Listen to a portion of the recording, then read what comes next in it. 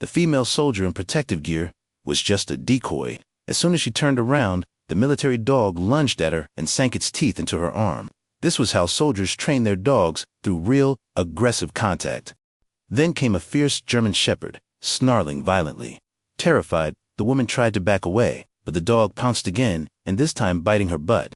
The dog trainer watched from the side, smiling in the most unsettling way.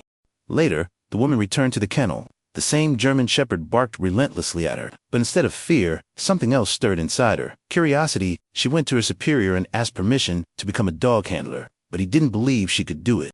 That lit a fire in her. She trained harder, pushing her physical limits. Then came weapons practice. 1 month of relentless effort, and finally, she passed. She officially became a dog trainer. But her first assignment, a cold metal crate, no dog, just an empty cage. Her fellow soldiers laughed at her, but she didn't quit. Eventually, she was given a real dog, the same German shepherd that had once bitten her.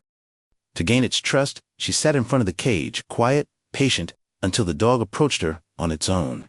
She gave it food, spoke gently. Little by little, they formed a bond. She began training him to detect landmines, and over time, they became more than a team. They became friends.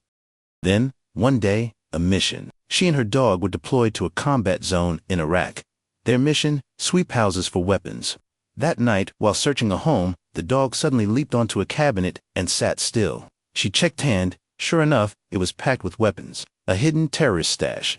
They had just made a major discovery. The next day, the two were assigned to clear landmines. Every time the dog sat still, she would plant a small red flag in the soil. But then, disaster struck. A remote-controlled bomb went off near her. She was thrown to the ground. Thankfully, she and the dog survived, though both were injured. Before they could recover, gunfire erupted. The terrorists launched a surprise attack. U.S. troops had to retreat.